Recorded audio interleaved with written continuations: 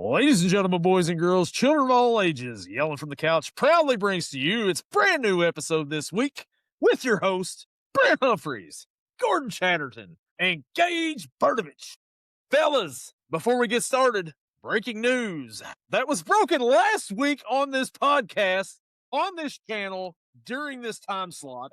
The Steelers hired Mike McCarthy as head coach. And before we get started on anything else, let's go to our resident Pittsburgh apologist, Gage Berdovich, for his thoughts on the Pittsburgh hire. Gage, take it away. Okay, so if you didn't check out the short that was put up by me not that long after the news was announced, I was literally driving, just left college, was talking to my one professor, and we were like, oh yeah, like who do you think should be hired as the new head coach? Who do we want? Who do we not want? Literally 3 minutes after pulling out of the parking lot, ESPN notification. The sources say Mike McCarthy, new Steelers head coach. And I think my reaction was summed up perfectly in the short. If you haven't seen it, go back and watch it. But otherwise, WTF. It's hard to say whether or not I like it. I don't like it just because I didn't want him. He has a good coaching.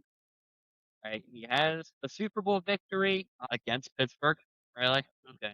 I don't know. The more the time goes on, the more kind of am okay with it. We won't know until the season comes, obviously.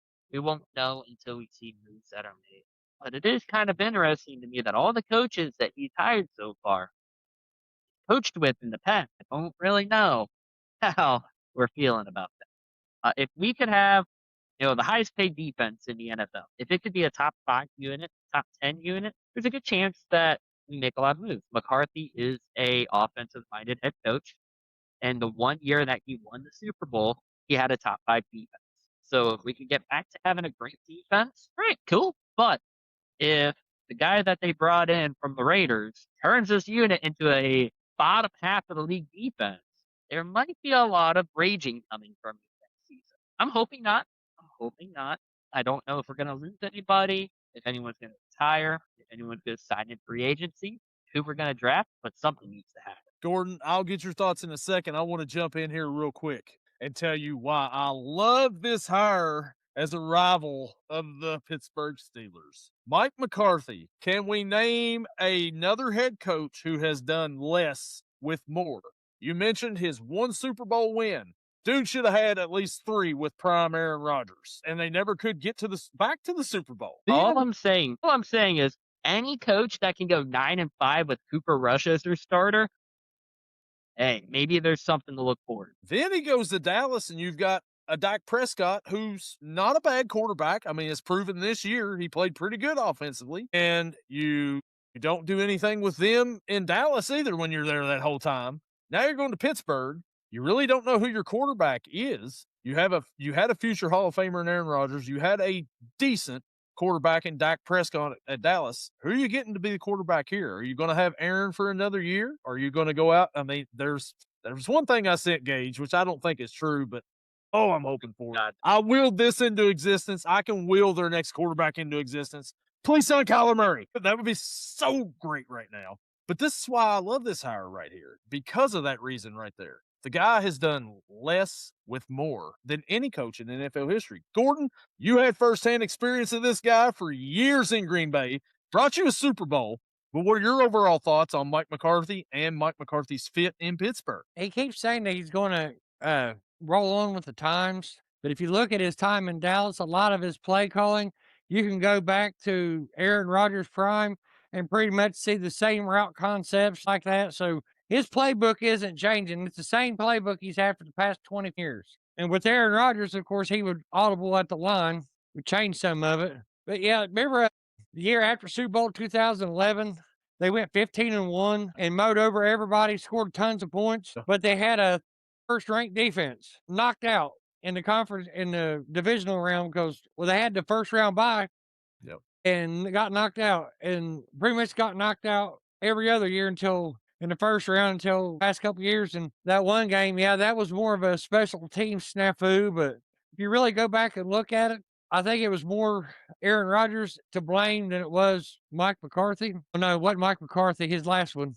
I'm sorry, that was the coach that's still there. Never mind. But Aaron Rodgers had a bad habit. He liked to throw to one or two people, and that's it.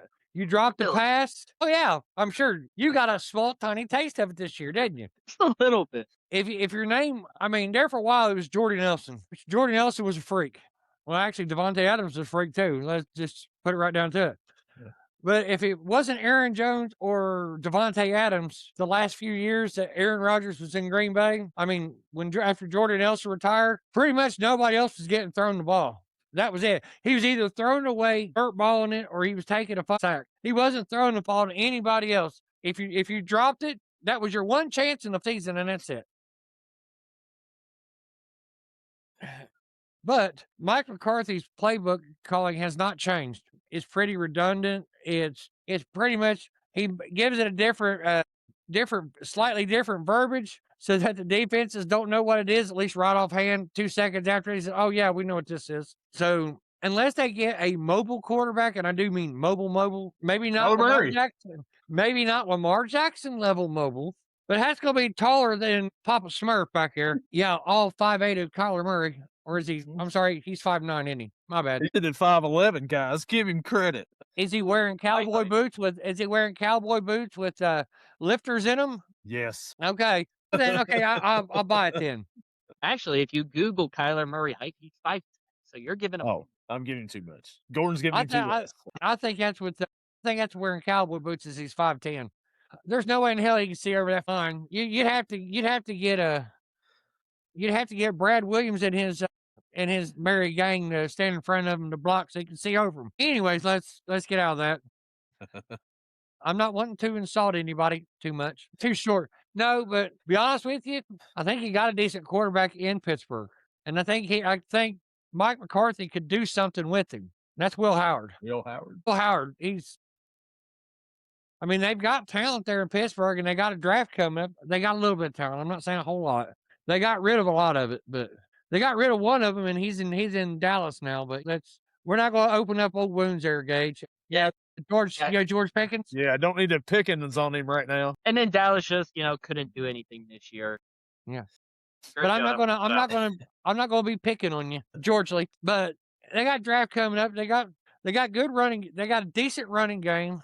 They got an old defense, but at least they know what they're doing. Whether they can get there to do it or not is a different story. I mean, they can outrun me, but that's not saying much. I mean, I think a baby turtle could outrun me. I mean, that's not saying much. I mean, I think I can run a 40 in 30.2 minutes. Anyways, but as far as his quarterback accuracy, he does tend to get quite a bit out of his other quarterbacks. Like you said, Cooper Rush, he's nothing to write home about. He played a few good games for him. I mean, he got stomped a couple times, but everybody gets stomped once in a while. That's just the nature of the game. So I think with Will Howard, I say he could probably take Will Howard and take you all to the playoffs. I'm not saying you're getting much further, but I'm saying you could at least make it to it. No, I'm just glad that when you said they have a quarterback that they can do something with, I'm glad the next words out of your mouth were not Mason Rudolph. No. I would have reached through the screen here and snatched your Packers hat and threw it in the trash. No, I've seen the red-nosed reindeer play football. And the only thing he's done entertaining on the field is piss Miles Garrett off. That's the only thing he's done that was entertaining. He almost got. So the thing that sums up this whole thing I seen on plenty of things, there's a meme going around. It says going from Mike Tomlin to Mike McCarthy is like pissing your pants and changing your shirt. And I was like, that's about it. Just like Gordon's background there, I think that summarizes this whole thing. Mike McCarthy and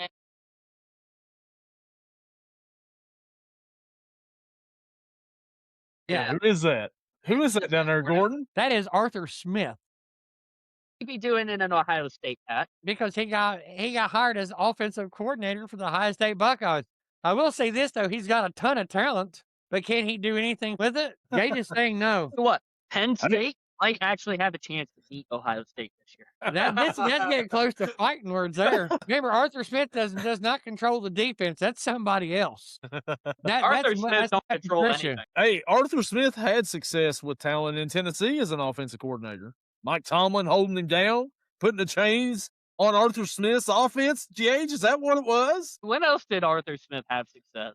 Did he have any success when he didn't have Derrick Henry? When he goes to Ohio State, he's got Lamar Bo Jackson. That's a hell of a name for a running back. You better be a good running back if that's your name. Lamar Ambo. Yeah, Jackson. Yeah. Hey, guys, we got breaking news out of the NFL. The Cincinnati Bengals still have Zach Taylor as their head coach. I like that move. All right, moving on. So we're going to go to the games last week that happened in the divisional round. No need to continue with the coach talk yet. We'll talk about them here in a minute, but let's get to the games. I don't need to talk about AFC North coaches yet. But anyways, the Patriots beat the Broncos 10-7 in the AFC Championship game. What a game it was, right? I mean, it was something. Yeah, guys, any thoughts on this? I mean, it snowed. Yeah. In the fourth quarter, there was snow. There was a football out there. There was guys. Stuff happened. Jared Stidham was doing things for a play, and then he did other things. Drake May didn't crack 100 yards, but hey, guys, what do you think about this game here? The Patriots go to the Super Bowl after winning the AFC Championship. Dude, Stidham on the, 54-yard bomb or whatever. I'm like, here we go. Like, I called this prediction. Here, this is going to be awesome. And then Sean Payton passes up an opportunity to take 3 points on 4th and 2 when you could already tell points are going to be a premium, and it backfired so bad. Yeah, and that was before the snow came. Yeah, and then you send out your kicker for, a 45-yarder or whatever, and that thing just it knuckled away. It did get blocked. I think it got tipped or something. I got tipped, but still. But he missed 2 others that wasn't tipped. Yeah. Oh, that was a snoozer. Yeah. That wasn't even a good defense. I love a good defensive game. I really do. Brent knows this. We can talk about them all the time. I like it whenever you can tell the defense is the reason why they're not scoring. Yeah. That game was a snoozer. It was decent defense. That why teams wasn't scoring. The ground was why the teams wasn't scoring. All that white stuff falling from the sky is why the teams wasn't scoring. And Gordon, that was only in the fourth quarter when that stuff started flying. Before that, it's just bad offense on both sides. It's bad. Bad offense. It was. I mean, it looked like Jared Stidham versus Jared Stidham there on the other side. I mean, Drake May was playing like hot garbage. Yeah. Jared Stidham was playing like Jared Stidham, hot garbage. So it just wasn't a good game. It was bad. I mean, that was it a backwards pass, Gage, or was it a forward pass on that Stidham turnover? Still, argue with me all you want. My heart says it was a forward pass. If it's not for that, they make it out of the end zone. It may be a 7-3 ball game. It could have been. I sent Brent a message and I told him, I said, that was a fumble. I watched it. Where it hit his hand was behind where Jared Stidham threw it. I said, that was backwards pass. It was very close, but that was backward enough to obviously tell. And if you're Jared Stidham, which there's a reason why you're Jared Stidham, I guess. Just take the sack, dude, and punt. You know what I mean? Just do that. Because your defense is one of the best defenses in the league, top defense in the league, or top 5. And then you take that turnover right there, and that offense wasn't doing much for the Patriots. Yours had scored 1 touchdown, which was about all you really needed for them. And just take the sack and punt away. Well, once the Patriots figured out, hey, we blitz a little bit, this line can't block to save their life. Got Jared Stidham running around looking like a junior high kid with the way he's like, and like pump faking and trying to get rid of it. Like he just walked off. Like it was not visually appeasing, and his stats certainly were not. But they did look better than Drake May's stat line, though, passing wise. Yeah. Oh, woof.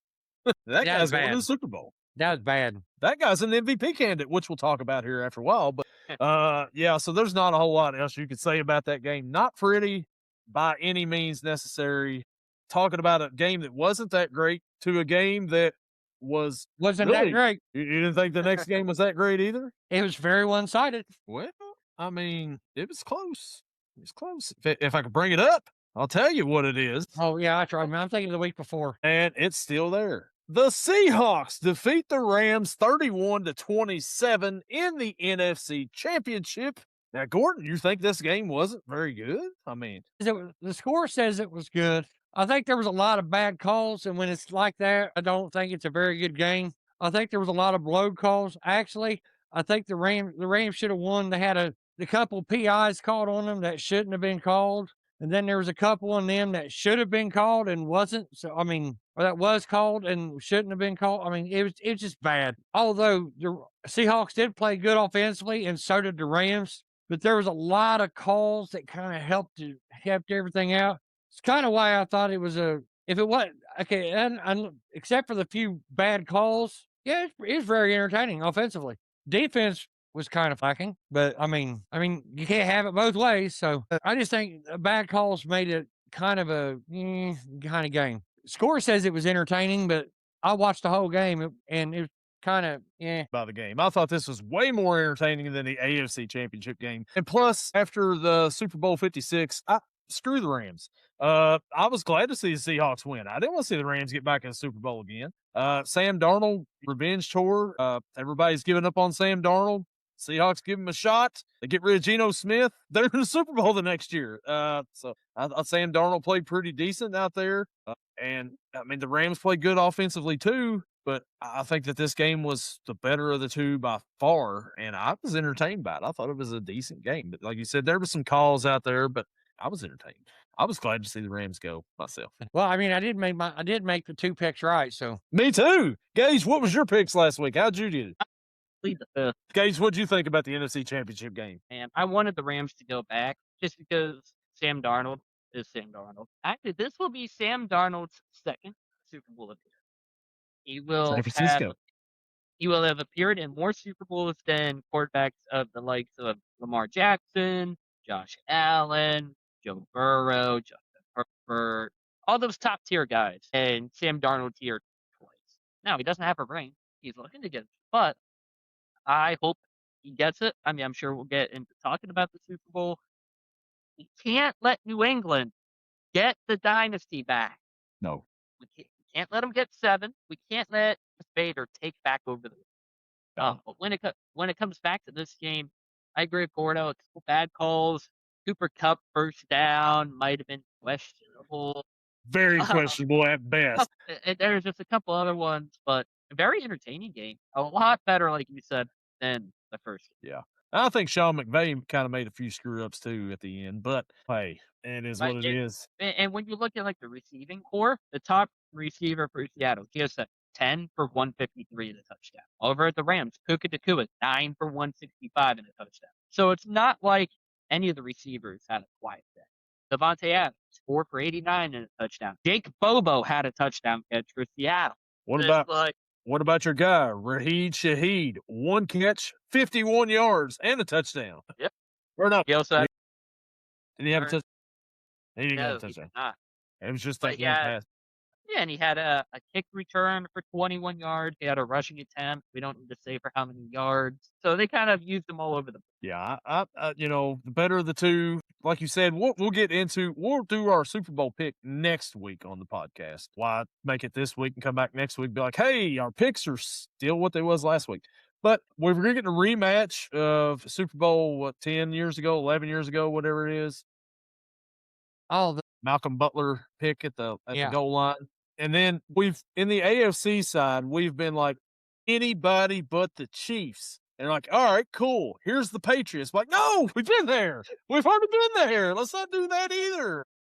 But I don't know why we're recycling these storyline script writers. Like, come on, let's figure it out. You know, you brought up that one Super Bowl. I would bring up Pete Carroll, but I'll just pass. yeah. Oh, somebody's like maybe they should get Marshawn Lynch in for a 1-day contract and have him run in from the one. Have you seen Marshawn Lynch? I don't think he's in football shape right now. He might be able to take 1 carry. He would probably lose 2 yards right now against the Patriots defense. But yeah, so we got our Super Bowl matchup set. Now, we mentioned the New England Patriots. And guys, how about this news? Bill Belichick will not be a first ballot Hall of Famer. Now, I will tell you my thoughts on this right here. The NFL Hall of Fame is not a real Hall of Fame if you do not put Bill Belichick with his 6 Super Bowls as a head coach, 2 as a defensive coordinator, in as a first ballot Hall of Famer. If he can't get in as a first ballot Hall of Famer, nobody deserves to be in as a first ballot Hall of Famer. This is crazy to me that you do not put Belichick in on his first time on the ballot. Guys, what do you all think about this? Gordon, I'll let you go first on this. Well, to me, okay, appreciate that. To me, I think it's they're manufacturing reasons why they're not putting him in. They're saying because whenever without Brady, he's below 500. Okay. They said because of the Spygate and the Deflategate, scandals. I know, but that Spygate thing, he just whooped everyone's ass even worse. I mean, they were throwing touchdown passes late in the fourth quarter when they was up by 40 points. Says, you know what? So you don't like it, stop us.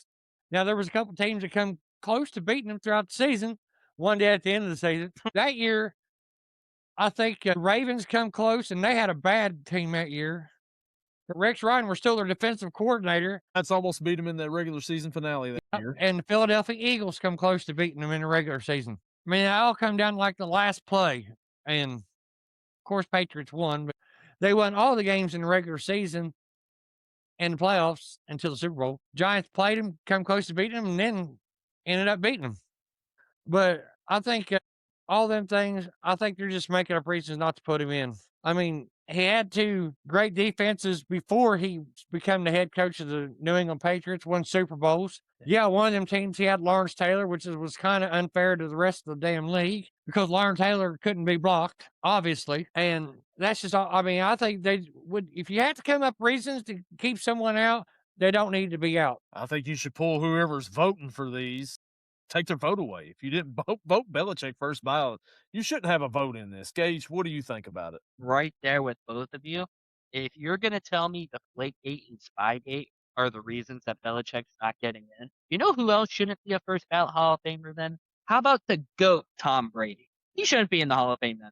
Oh, sorry, if he was a part of it, took place in it. He was the main conspirator in Deflategate. Yeah. So if you're going to tell me Belichick isn't the first ballot Hall of Famer, neither is Brady. And then let's just shut down the Hall of Fame, shut down everything, and call it a day. Yeah, it's just it's ridiculous to me that the coach with the most Super Bowls is not going to be a first ballot Hall of Famer. And shame on you writers out there, vote for this, like holier than thou. This is the problem with getting the sports writers to do this. It's like baseball. Barry Bonds, the greatest hitter to ever play. You're not in the Hall of Fame because you did steroids. And guess what? So did everybody else in that time frame. You know what? Put him in there. Put him in a special wing. Pete Rose, you can't be in the Hall of Fame because you bet on baseball. By the way, watch the Reds this Tuesday on FanDuel Sports Network. Hey, like, what is going on here, guys? What are we even doing? Mark McGwire, sorry, you did a little steroids there. Kurt Schilling, you were a great pitcher, but your politics suck, so you can't get in the Hall of Fame. Come on, guys. Like, who cares what they do off the field?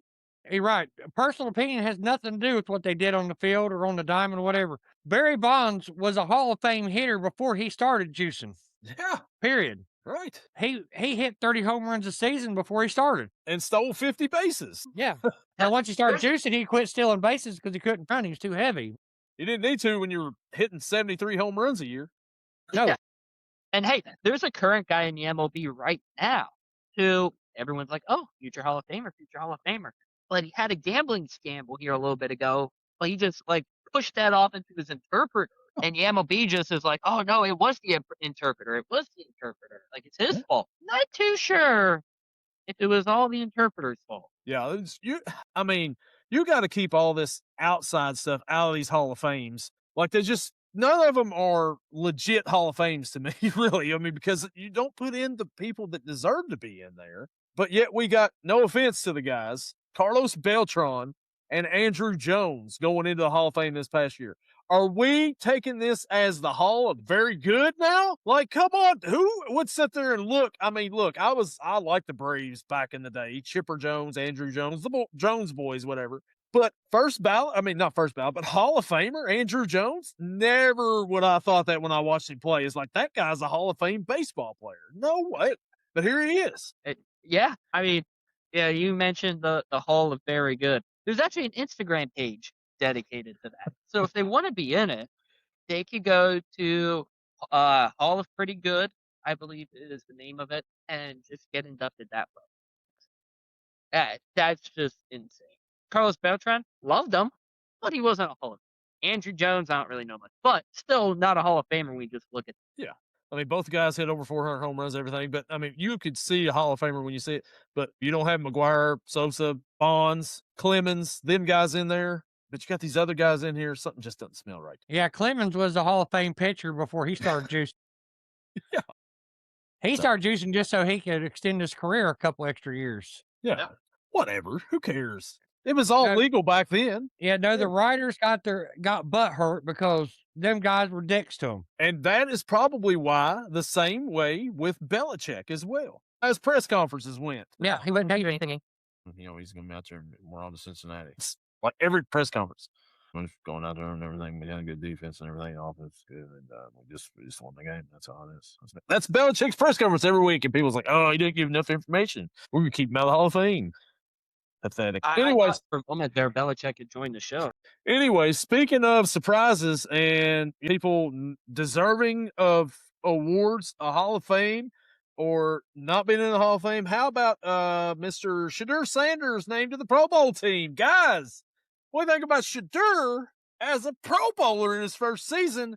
Mel Kiper Jr. is loving this right here now, guys, after draft night. When did Wish make the Pro Bowl list? I mean, that looks like you go onto the discount, you had to go to the discount section and they say, well, let's put Shadur in there. Okay. Yeah.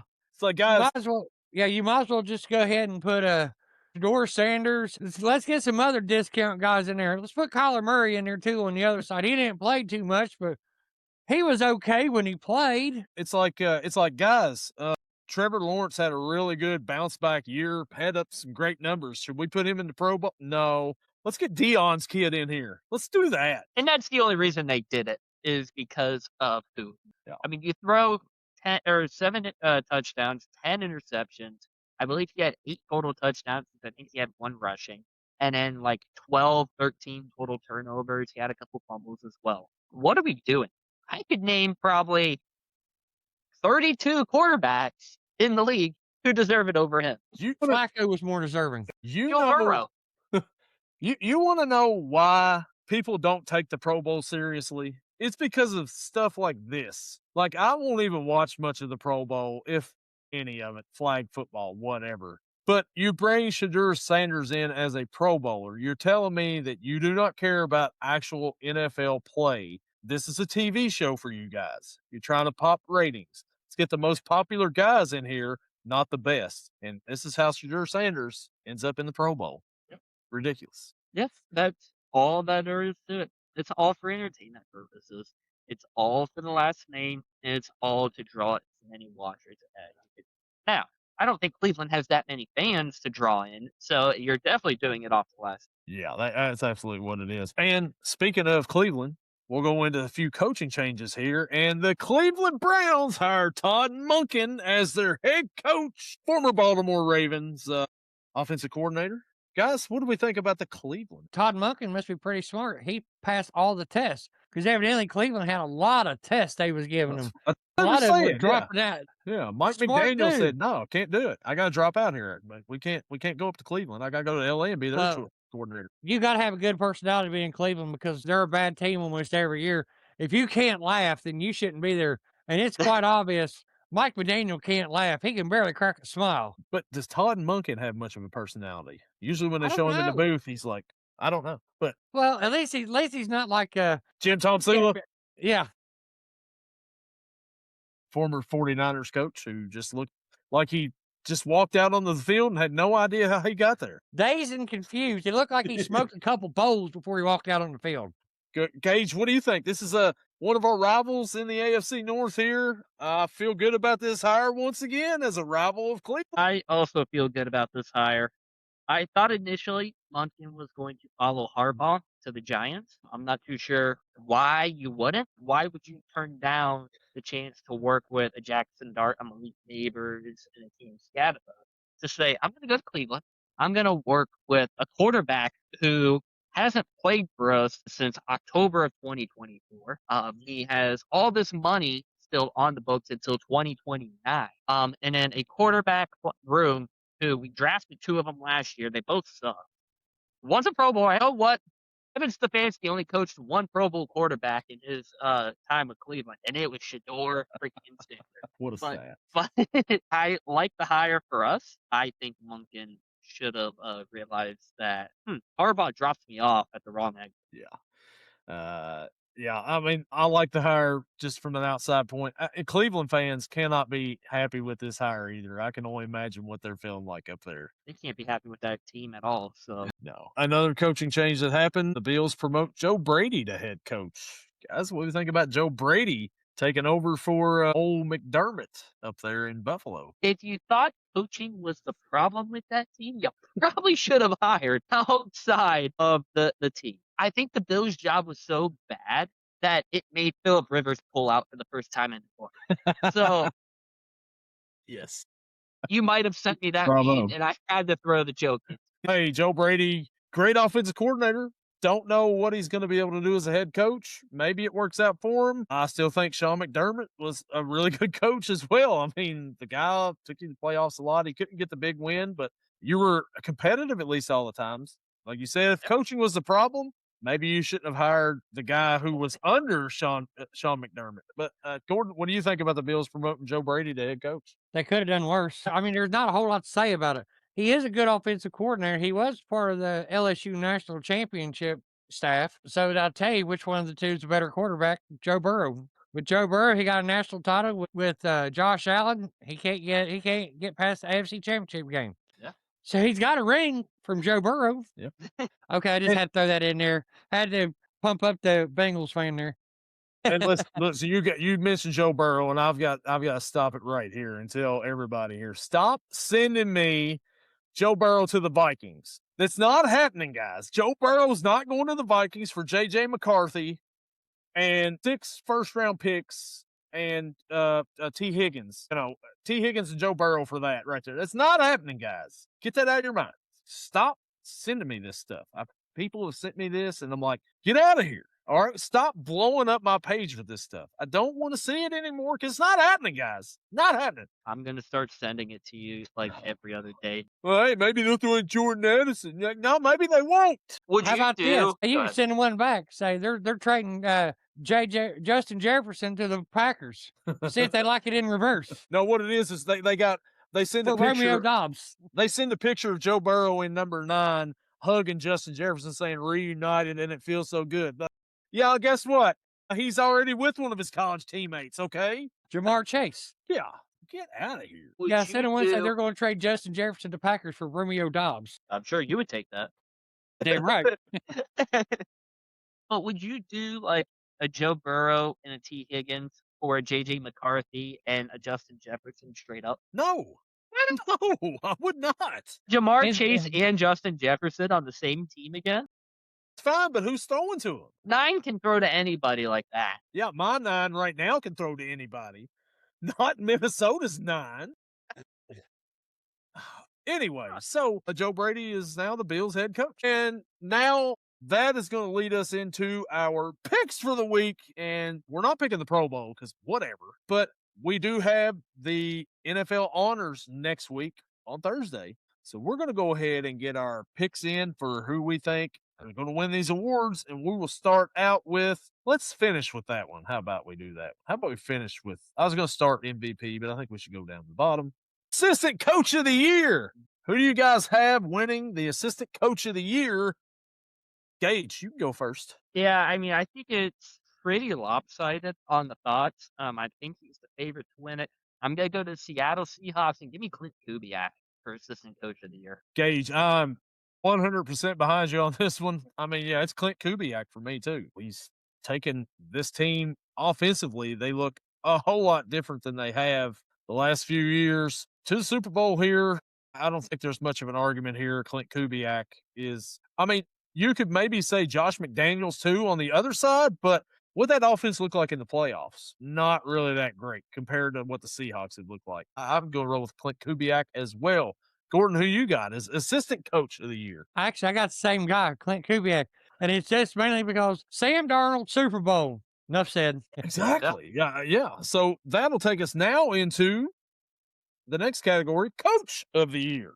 Gordon, who is your Coach of the Year? To be honest, same team, McDonald. If you look at it, last year, what was his job?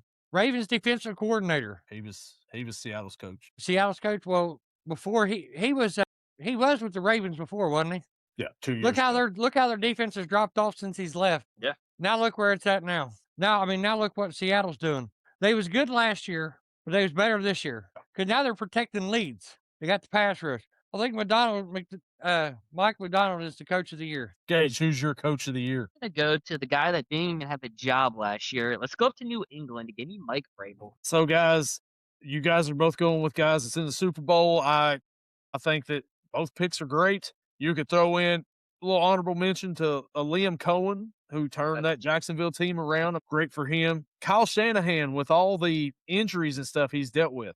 Ben Johnson turning I'm sorry, Gordon, but turning the Bears around this season. I mean, of a job for him. But I'm going to roll with Gage on this one, too. And give me the guy who wasn't coaching, the guy who was wrongfully fired, in my opinion, from Tennessee, who's been a dumpster fire since leaving Tennessee. Mike Vrabel's who my pick is for coach of the year. But, Gordon, I've got Mike McDonald as a very close second in this one, too. Mike Vrabel, guys, Mike Vrabel was a consultant last year for the Cleveland Browns. They let him out of the stadium. They let him out of the building to go to New England. They had him in the building and they let him leave, and now he's taking the Patriots to the Super Bowl. I don't know if he would have turned the Browns into a Super Bowl contender, but I mean, they had the guy in the building. I mean, it's crazy. So I've got Vrabel as well.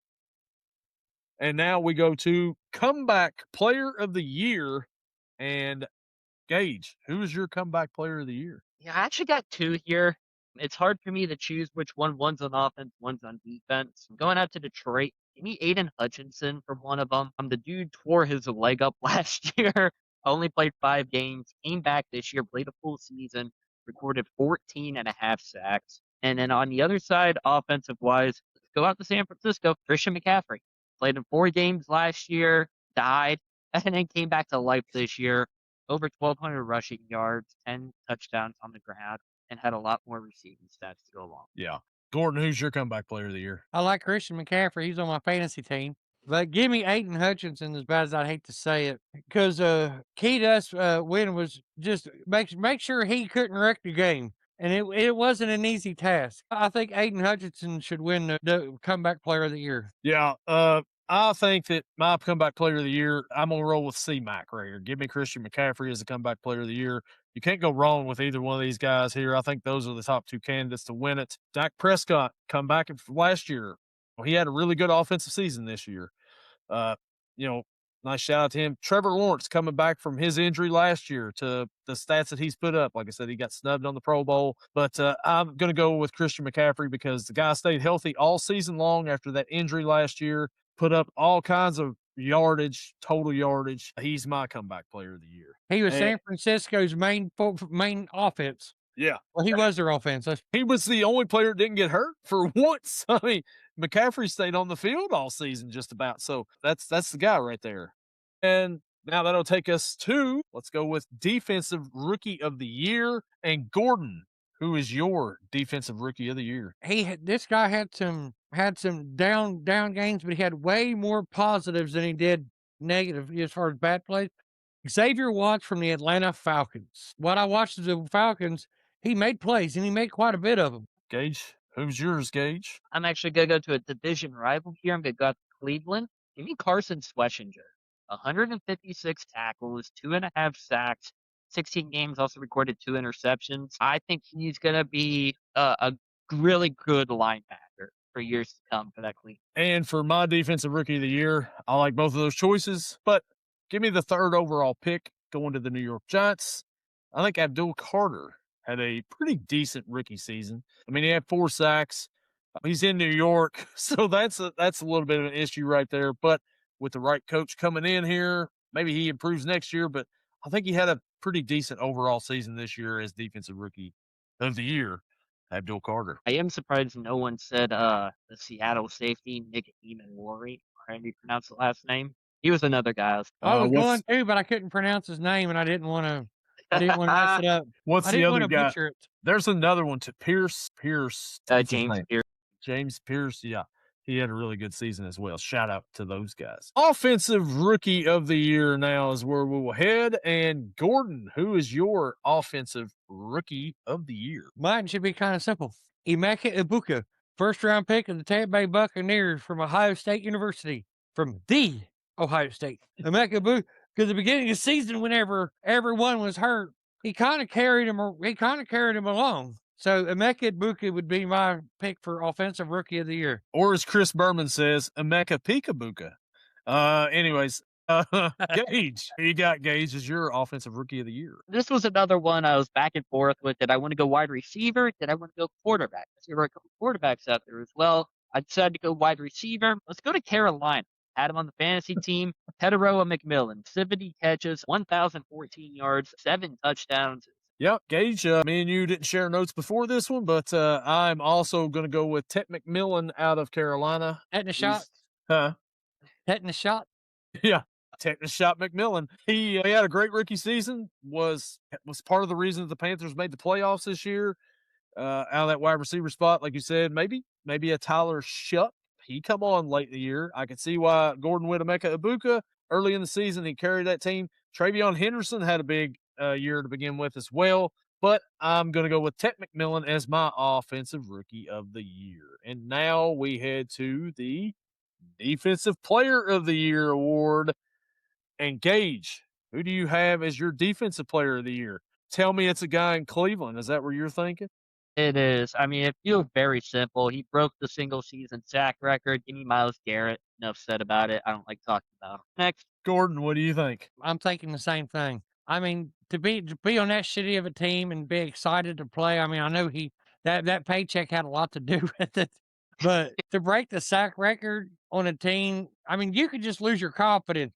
The fact that he didn't lose his confidence and he still kept playing hard all year long, that says a lot. Not only does his stats say it, but the fact that he showed effort all year, he should be Defensive Player of the Year as well. Especially a guy who re-signed to play with a Super Bowl contender, and he goes back to the Browns. He had to be disappointed about not getting to that Super Bowl like he was hoping to get to, as he mentioned. That's the reason why he signed with the Browns, of course.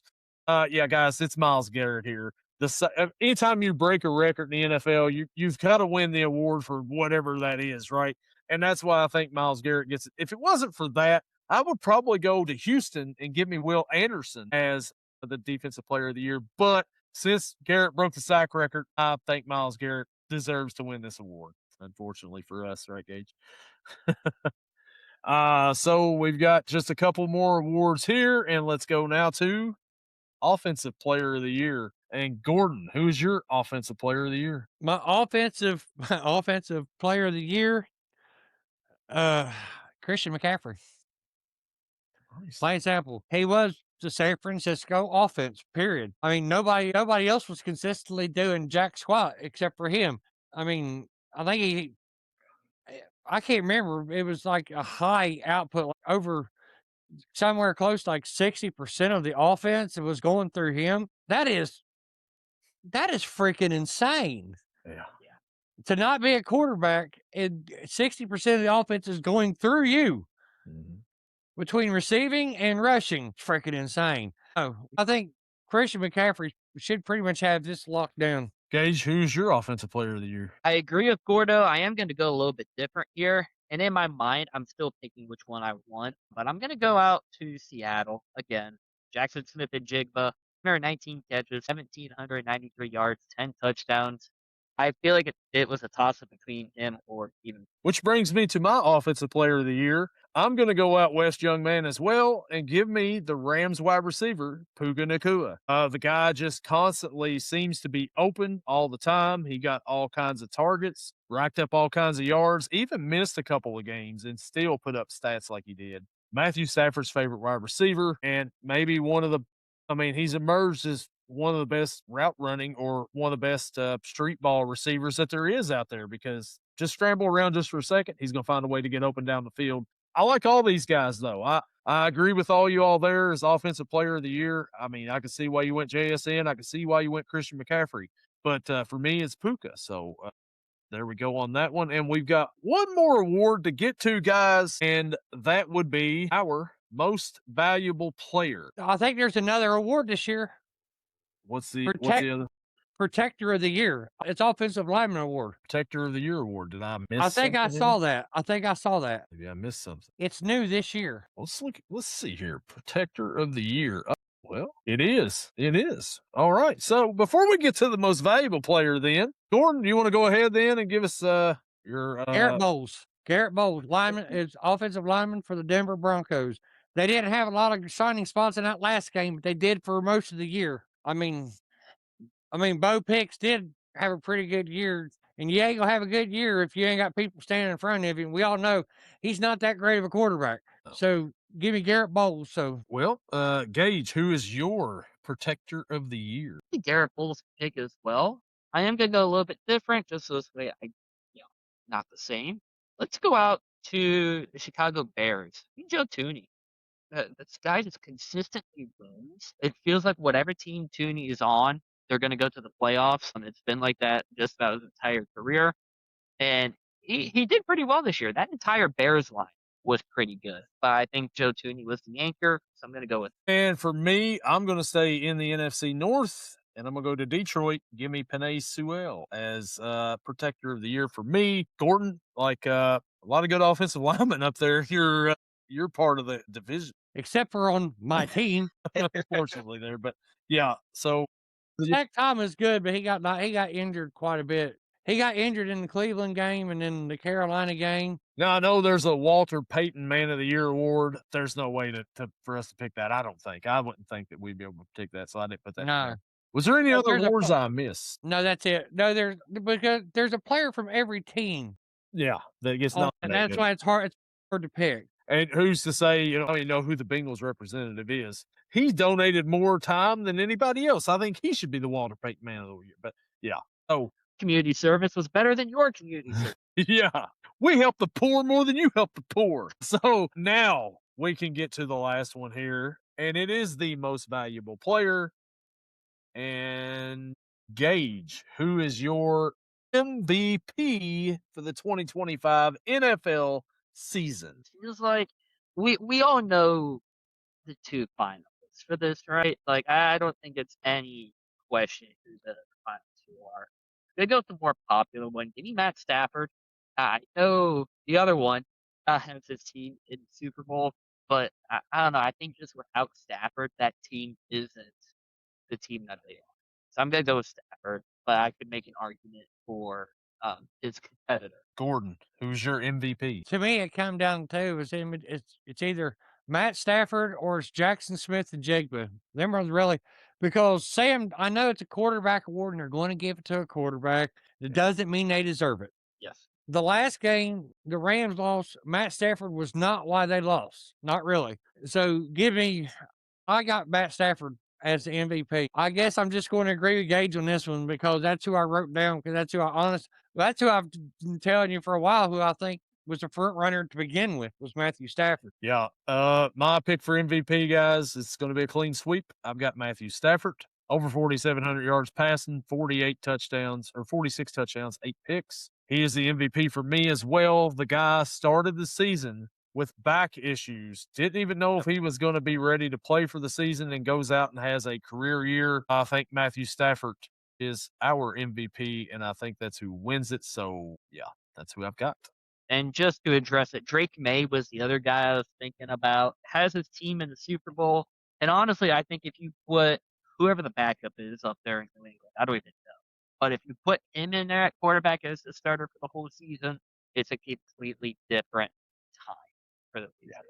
Still going to go with Stafford, but I can see where people say. Right. Yeah, I can see where May gets some love too there. But if you just watch these two guys out here, it's clear who is the better quarterback. And at the end of the day, that should be most valuable to your team. Because if you lose Matthew Stafford, who you have out there? The backup for Drake Jimmy Garoppolo? Backup for Drake May. Not much better than Jimmy Garoppolo. Joshua Dobbs.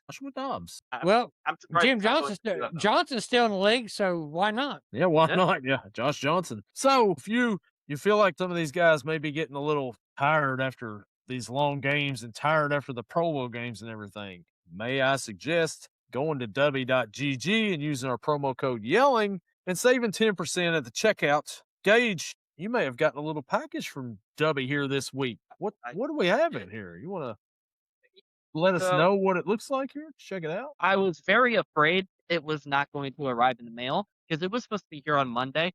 but thanks to the snowstorm and everything that happened, that kind of didn't. I had talked about this. What do we got here? Talking about the s'mores flavor. Nice. So mentioned it on the podcast here a couple weeks ago now. We did get a stupid green screen. The lunar margarita, nice to open. Put a shot Yeah. of tequila in that. Nothing like using your teeth to open it up. Yeah, I'm actually it didn't hurt the teeth either. So I figured why not? We got it today. Got it. What time is it now? It's 9:43 when we're recording this. I picked it up in front of my apartment building at probably about 6:30. So I've had it for about 3 hours, and I decided, you know what? Let's try it on the podcast. Here we go. So we got the water pre-filled because I knew if I didn't, I would look like an idiot trying to run the water. There'd be a lot of editing on this part. It would be. And then my favorite part is always trying to find the scooper inside of a new tub. Dig around a little bit, 2 fingers in there. Oh, there it is. Pre-tasting, it's pretty good. Put that in there. Where'd I put the lid? There's the lid. Shaker ready to go. Shake it up, baby. I really need to get a new setup because I have like no room. There he goes. He's shaking it up. So we got, again, this is lunar margarita, non-alcoholic, unfortunately. Strawberry margarita. But if you're over the age of 21, just do a Gordo set, put a little bit of vodka in it, and we might get No, it's a margarita. Tequila. Tequila. tequila, vodka, alcohol. A little bourbon in it. Tomato. I make that. Tequila. Here we go. He's taking a sip. Got a little woo going back for seconds. I am surprised because I don't like strawberry. It is very good. All right. So Gage gives 2 thumbs up on the lunar margarita. 2 thumbs up, and honestly, I would say out of, I think this is the 3rd flavor I've tried. Actually, no, because I've had the mini packet. So I've had like 7 different. It would probably be my number 2. Nice. Well, Very check it out. They- Neat. They also, real quick, shameless plug for them. I don't know if it's out yet. Actually, I think it is. I think it's all on the website. You guys remember like the push pops, like the cream and single push pops? They have a flavor that apparently tastes exactly like that. Brand new, just released. I got the pre-released email about it here the other day. And you know what? It's going to be my next flavor. Once I still have not run out of either of the other tubs. I think there's more than 30 servings in each of the tubs. I know they only say 30, but I think there's more than 30. But I think that's the next one to hopefully not get caught. You definitely get your money's worth when you buy a tub off of Dubby. Use our promo code Yellen to be Dubby, be better. So there we go, guys. We hit all the NFL stuff this week. We're having the Super Bowl picks next week. Guys, is there anything else you want to add to the podcast? Anything you want to rant about? Anything else that you need to get off your chest here before we shut her down? We actually do have one thing coming up this weekend that I think we all need a prediction for, and it's in Saudi Arabia, like 2 p.m. Eastern time on ESPN Plus. The Royal Rumble. Yeah, like the Royal Rumble coming up. 30 superstars. Every man for himself. It's coming on Saturday, but it used to be on Sunday. I like it better on Saturday. Oh, I do too. I like it way better. Yeah. I like it better when it's a 2-night event.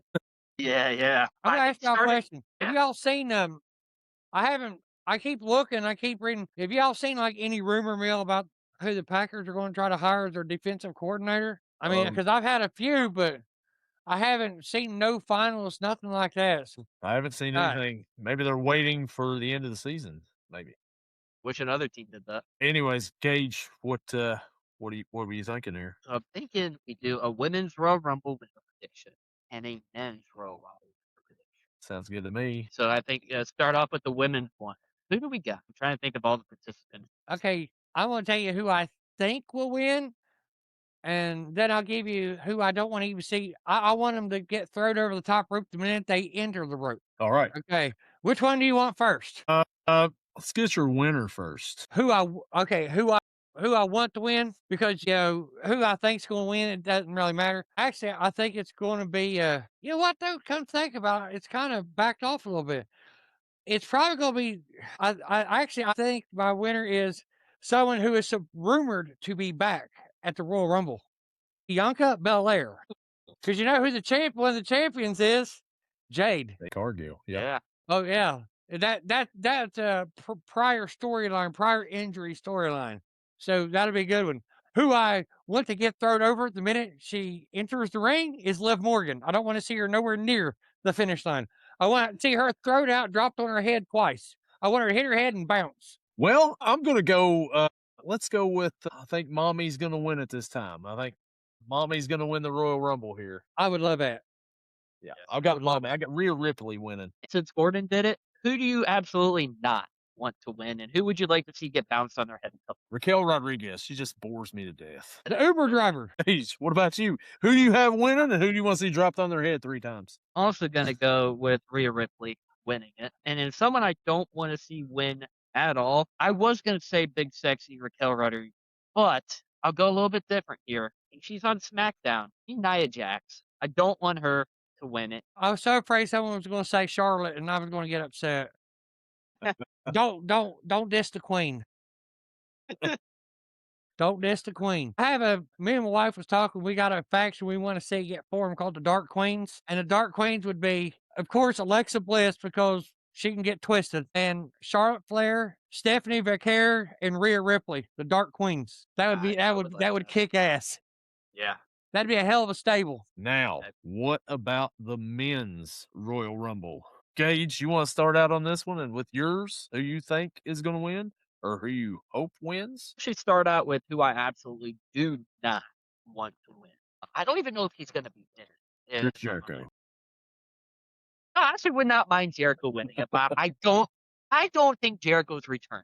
I don't think he's doing it. He's got his tour coming up in basically all of February. So why would you return at the Royal Rumble and then return in March? Just, I don't know. Seems kind of odd. This guy actually has a match that who I don't want to see win, Sami Zayn. He's been pushed and he's been pushed and he's been pushed and he's been pushed a little bit more. But like I said, I don't know if he's going to be in it, but just in case he is, do not want to see it at all. And now if we go to the winner's side, I don't know if y'all know he's going to be in it, but he called in to the Pat McAfee show. He needed the beast, Brock Lesnar. Okay. Brock Lesnar with the win, according to Gage. Gordon, who do you not want to see win it? And who do you think's going to win it? Okay. Who I don't want to see win it is because the storyline he's on is irritating the crap out of me. I would rather see a three-peat than see this person win. Gunther. Don't want him to win it. That storyline of retiring people that's already retired, going on their last match, that's horseshit. But I would rather see a three-peat by Cody Rhodes than see Gunther win. And that's saying something because I like Cody and I liked him as champion. I liked him as chaser. I just don't want to see that. That's already been done twice. No more. Who I want to win, I like to see someone win, but they're not going to be in it because they're still injured. Seth is still one of my favorite wrestlers, and he's not going to be in it, so I can't pick him. I want to see Damian Priest win the Royal Rumble. That's who I would like to see win the Royal Rumble. And Brett, you remember when he was still in NXT? I told you I liked Damian Priest down there, and I couldn't wait for him to come up. And they drug his damn story out and drug his character down. Now he's finally got it back up to somewhere respectable after he was Senior Money in the Bank, El Capitan, whatever. And El Campeon, sorry. I said Capitan. Never mind. El Incompetent. I want to see Damian Priest. I like Damian Priest's character, and I like the direction they're pushing it in now. Damian Priest is who I want to see win. So who I don't want to see win the Royal Rumble, I'm with Gordon here. Don't give me Gunther winning. He's already got that push. He's going to retire AJ Styles on Saturday. That's what's going to happen. It's already been leaked. Like Shinsuke Nakamura leaked it accidentally on Instagram last week that Saturday's when AJ wanted to retire. And that's conveniently when he has his retirement match against Gunther. Anyways, in the WWE, he said the other day, so I think he's got TNA run in him. But who I think is going to win the Royal Rumble, there's a few contenders there. I don't want to see Cody Rhodes win again, but I think we put our ones up in the air, boys, and give me the tribal chief. He comes back, acknowledge your tribal chief as the Royal Rumble winner this week. I think I picked Damian Priest because I just want to see someone different. I do want to see someone different too, but I just know who I think it is, guys. I think Powerhouse Hobbs is going to actually win the Rumble. No, be honest with you. I mean, I want Damian Priest to win. That's who I want. But who I think, the guy that's coming into the Royal Rumble he's kind of not been seen for the past few weeks. The ruler, Obafemi, is going into the Royal Rumble. He will probably win, but I still want to see Priest win. That's who I want to win. I think Femi's probably going to get the Roman Reigns younger days treatment where he eliminates a bunch of guys, but ultimately gets thrown out and somebody else wins it, I think. Yeah. And how, like, a decade ago, we would see Kofi Kingston do all these, like, immaculate saves and stuff. I don't think he's going to do it this year, but I think someone's going to take his place. Mr. Javon Bouncy, Evans. Javon Evans, he's going to do something incredible. I just know it. Did you all see that match he had on, I can't remember if it was on NXT or no, it was on SmackDown, when the guy was standing on the top turnbuckle in the corner and he bounced up there and hurricane run him while he was standing on the top rope. That Yeah. was insane. Oh my God. He's incredible. Yeah. He's one of Your those boy guys is that, like, bouncing. well, he's one of those guys that, like, NXT, you were just waiting for the push. Oh, you knew it was coming. Yeah. Oh, You yeah. knew it was coming. And that's like all the fans are behind Javon. All the fans are even kind of behind Trick. I think just because of his entrance. But the one guy that doesn't feel like a lot of people are behind is Carmelo Hayes. And he was a part of that trio that's like, once they get called up to the main roster, oh my gosh, they're going to be on fire. But it feels like Carmelo's kind of been left behind. Are you guys watching NXT right now, too? Not There's really. a new guy on NXT. Watch it. He's French, but he's a luchador. Rene Dupree. No. that was awesome. That was awesome. El Grande. Russo Brothers. El Grande. Russo? El Grande Frencho. No, but the dude, his match was really good last week. He fought God damn, I can't even remember. He had a title match. On He stage, too. entered with a title match. Hell of a match too. Luchador. That sounds just hilarious. Okay, just Googling French luchador. The guy that trained him was a Lucha Libre wrestler, so he wears a mask. That's Oh, no it. wonder why you like him. He has the last name of LaFleur. Exactly. It ties all in together. Hey. Matt LaFleur's younger brother. El whatever LaFleur. Elio Funny hit to the see floor. that name. But that match he had last week was pretty damn good for his debut match, and in NXT, really good. I liked it. I was like, damn, it's like he's impressive. He's kind of small, but I mean skinny. So, do you all think there's going to be any big surprises at the Rumble this weekend? Like we mentioned, Chris Jericho. Yeah, Belair's a surprise because it's just a rumor. It's not locked, but she's due to come back, so that's one. But on the men's side, there's going to be a few. Yeah, like they always have like the surprise entrance or whatever. Right. I think you called it. I think Powerhouse Hobbs makes this debut. I think so. What about maybe Joe Hendry again? Is he coming out there in the Rumble, making a surprise entrance? I mean, he's like already kind of on the main roster. He's at least NXT. He's made some SmackDown appearances. Yeah, he is in NXT. He's getting in. He's in the ladder match for the NXT Championship match. There's a 6-way ladder match coming up soon, and Joe Hendry's in it. Well, it'll be interesting to see what it is for the Royal Rumble. We've got our picks for the Rumble in. We've got our picks for the awards. We'll see how that all turns out. Next week when we're recording, they'll be giving out the awards live on the NFL Network or whatever. But we'll make our Super Bowl pick next week, guys, and that'll be our last NFL week of football until the UFL in March, which we'll talk about. Guys, we will catch you all in the next one. Later.